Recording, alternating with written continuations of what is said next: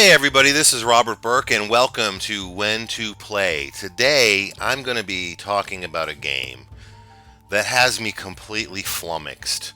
This game came out of nowhere and my opinions are going back and forth but you know what? I think this game has me very excited because I think it's pushing the envelope a little bit. Maybe not so much in design, but in how it immerses me in the game and the components that are used. The game is a massive thing. It's called Ortus Regni.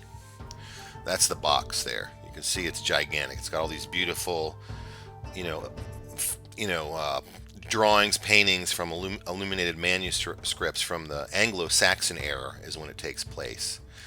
You'll see there's the logo, Ortus Regni, and then the black on black kind of sides of the box, but it's an absolute monster of a game. It's huge, and I'll show you why that box is so big in a minute.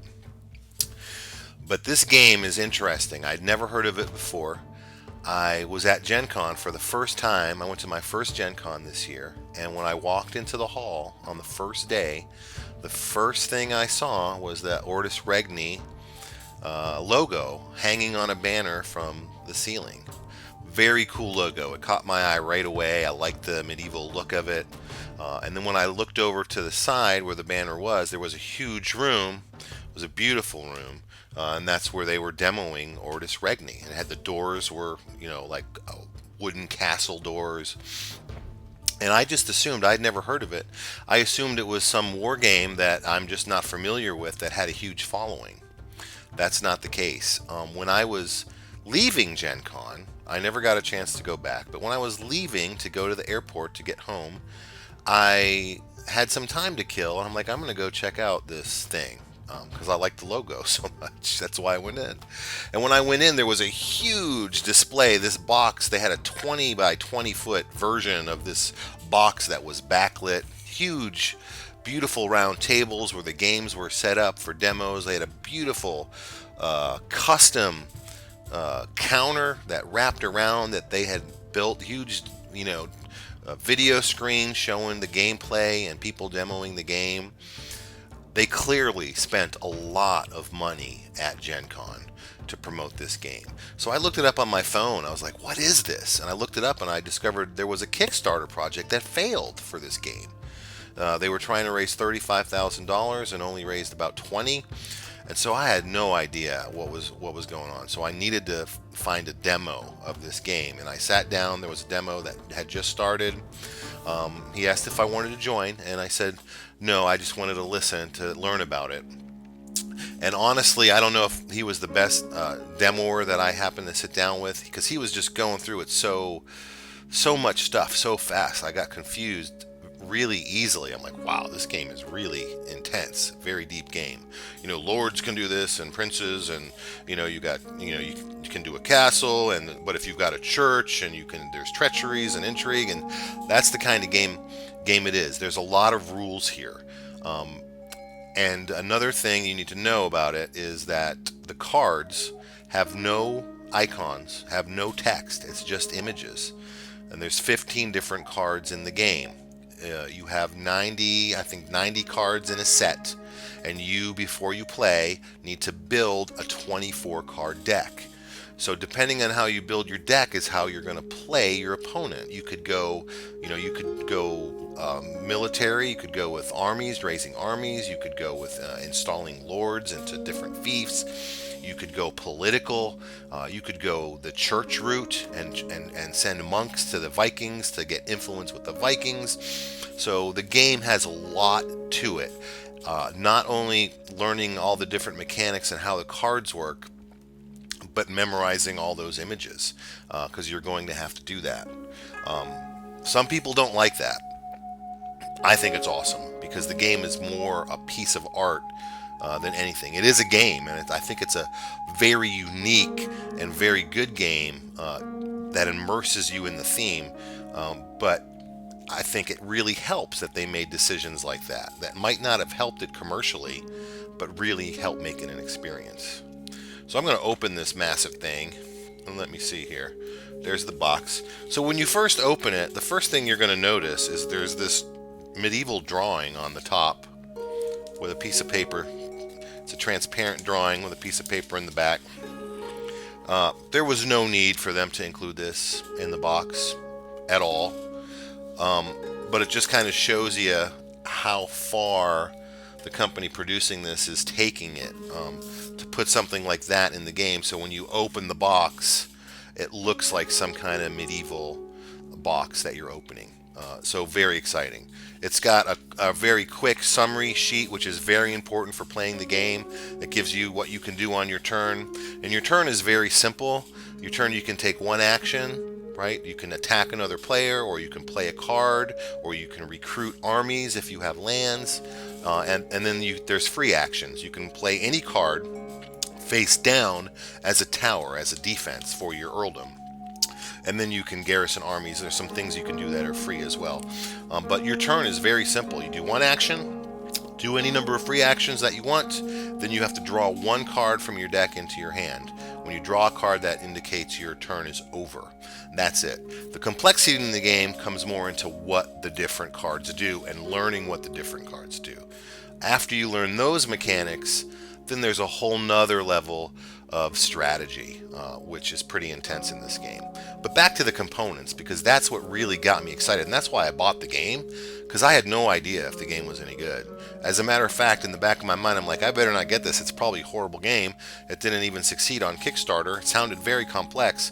But once I saw these components, and I asked them how much it was, and they said $45, I was like, okay, I'll take one right now. This is a $120 game just based on the components alone. And I'll show you why here. This is the rulebook. The rulebook is significant. It goes into great detail about all the cards and what they do. But this rulebook is linen. Every page in this book is linen finish. I've never seen a rulebook of this quality in a game in my life. I mean, it's just absolutely beautiful. And they made it look like a illuminated manuscript, you can see, with the different cards laid out in the borders. And the headings have the old, anglo-saxon writing, but the actual text of the game, they made it a readable, more modern font, so it's easy to read. So they did make some compromises on creating this medieval game to make it functional. That's one of them. That's a small one.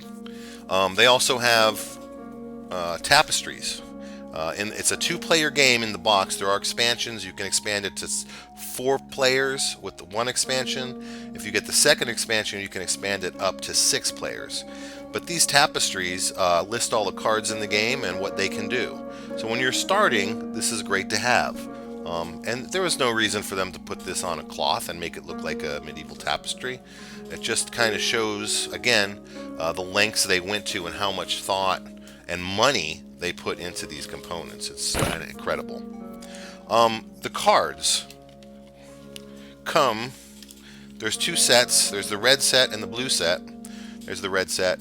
They come in these beautiful thick oak card holders that are actually etched on all sides.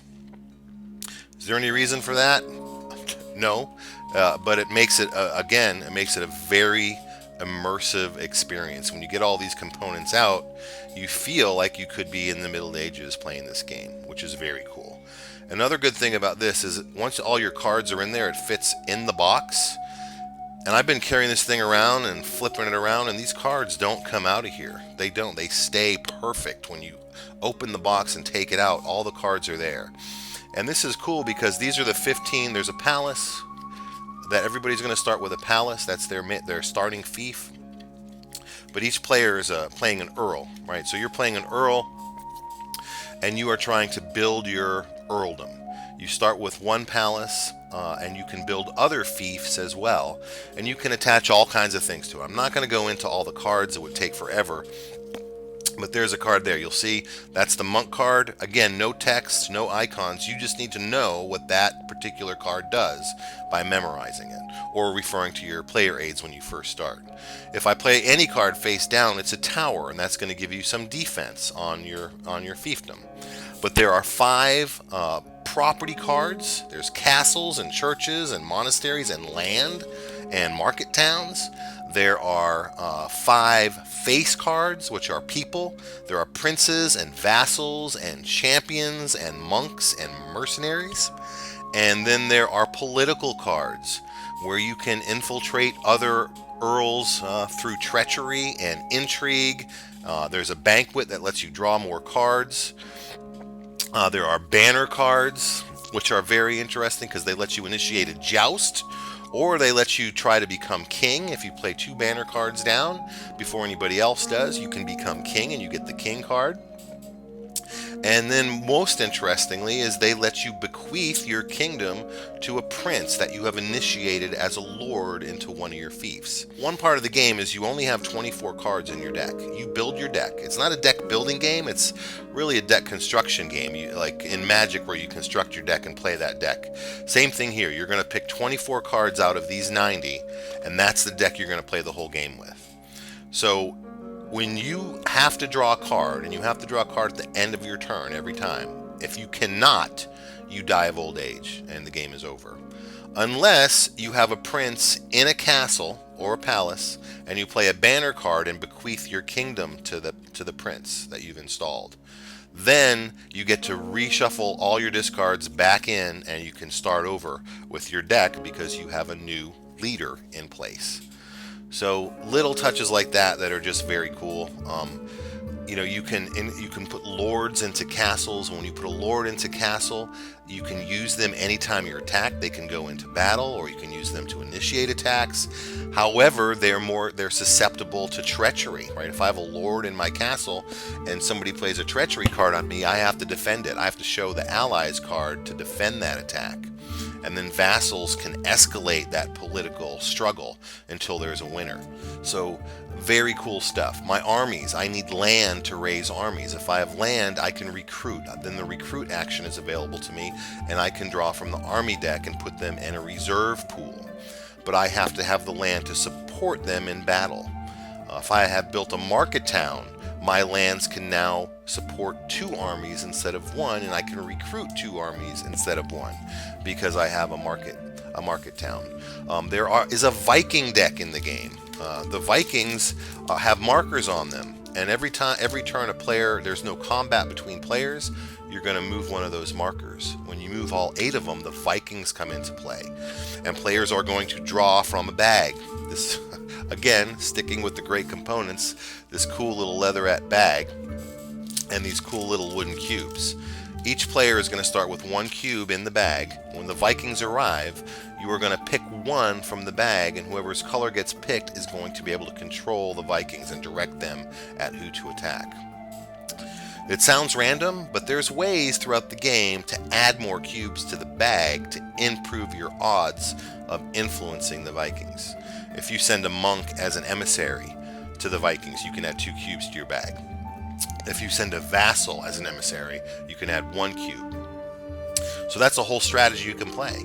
You could be playing the whole time trying to just defend your fiefdom and try to gain enough influence with the Vikings so when they come in late game, you can start rolling over people with your Viking hordes. You can go completely political. Try to attack people with politics and defend yourself. You can try to raise up a big army by spreading your lands out.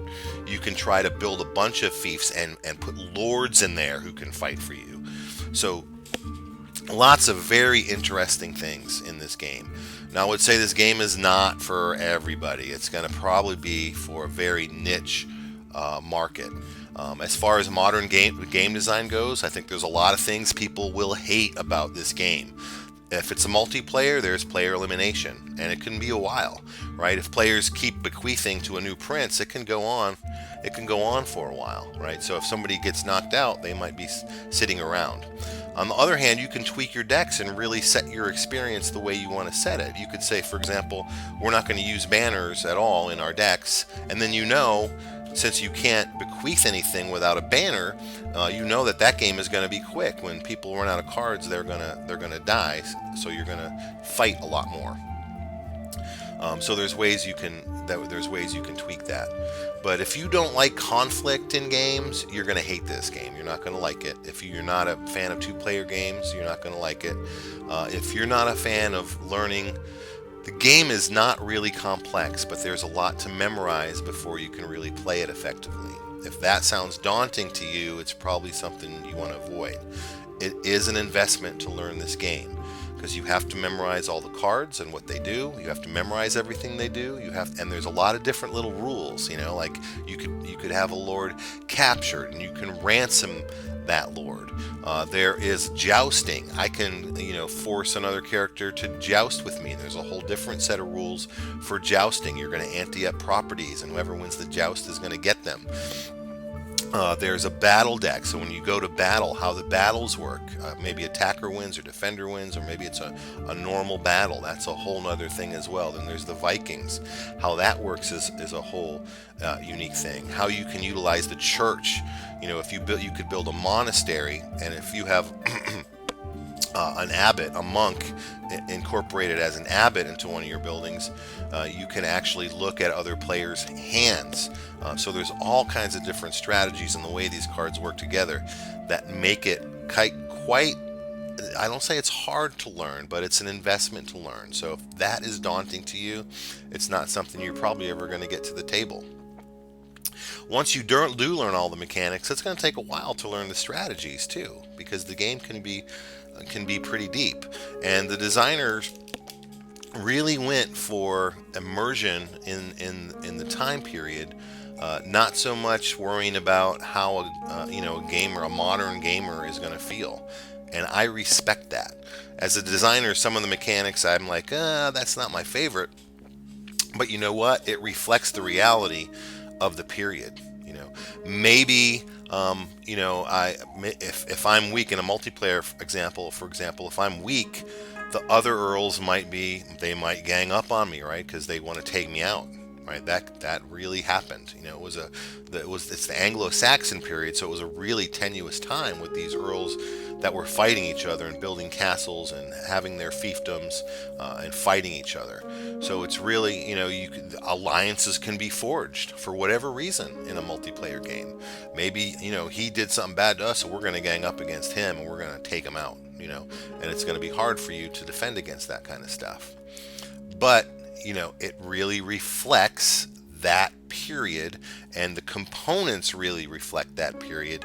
And it's clear to me what they were trying to do with Ortus Regni is really bring that history to life, whether it's pretty or not. I respect that. I think it's very cool. It's more of an art piece, really. It's there, like I said, I don't think there's anything like it. But I think a lot of people are not going to like this game.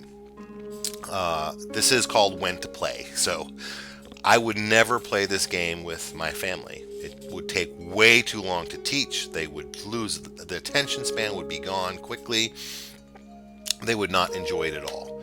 If you have people, friends that you like to teach easier games to, but their attention span, they don't want to learn deeper games, you don't want to bring this out. This is an investment. If you don't like two-player battle games or multiplayer battle games, this game is not for you.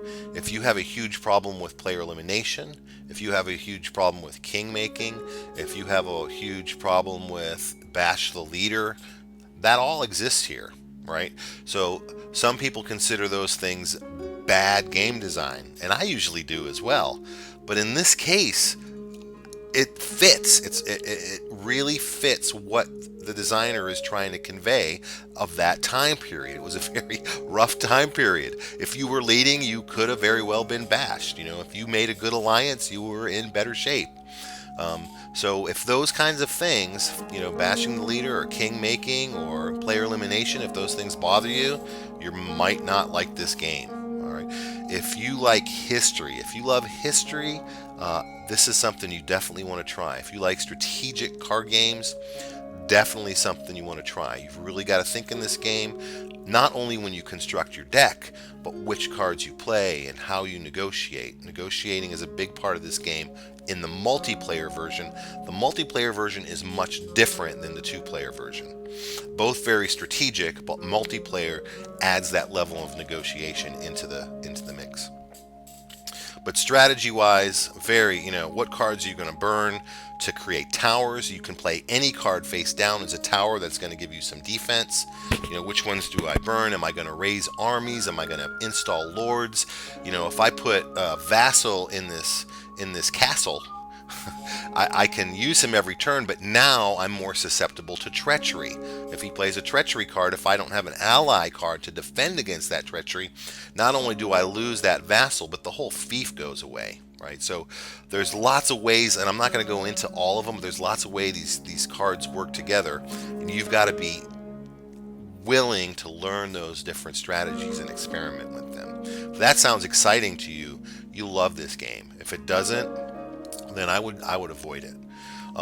You might want to buy this game. You might want to just look at it. It's that beautiful. I mean, this is the kind of game I could see if I had one, a beautiful, wood library with a big, nice, beautiful, thick table with leather, and this game would be out and it would fit perfectly. It's just a beautiful, beautiful game, and for $45, it's worth every penny. If you're a war gamer, I think you should try this. Especially if you're into historic wargaming, this is going to bring you that experience of that Anglo-Saxon era, and you're going to really feel like you are an earl battling for your fiefdoms against the other earl or earls. It really does give you that experience in a card game. So if you like war games, even if you like tactical miniatures war games, I would give this a try to see if you like it. Try it first, and if you like it, it's definitely a deal for the price that they're selling it at right now. I would definitely check it out. It can be a multiplayer game, can be very social. So if you're really love negotiation and political intrigue and that kind of stuff, you'll love this game in the multiplayer version. The two-player version is just much more tactical and more strategic, but the multiplayer version really opens it up. And you've got to buy expansions to support multiplayers, unless you can get these cheat cards. I was able to pick up these cheat cards that actually have text on them so you can learn the game. You could use those to play 4 players if you can get a set of those. But the bottom line is Ortus Regni is very unique. It's the highest quality component-wise game I've ever seen. It's beautiful. Design-wise, one side of me wants to say there's some horrible design here, but the other side says no, it's not horrible design, because it really fits the theme, and it helps to immerse you in what it really would have been like to be an earl, trying to run your earldom. So they went for that, and I respect that. I think that's great. So hopefully this review was helpful for you. I think Ortus Regni is definitely something you could try if it sounded interesting at all. If you're interested in the theme, in the history, in the card play, in the deck construction element, if you like the idea of memorizing cards before you can even play the game, I would play it. If those things scare you a little bit, then it might be something you want to avoid. Anyway, I'm Robert Burke. Thanks for watching. We'll be back again soon.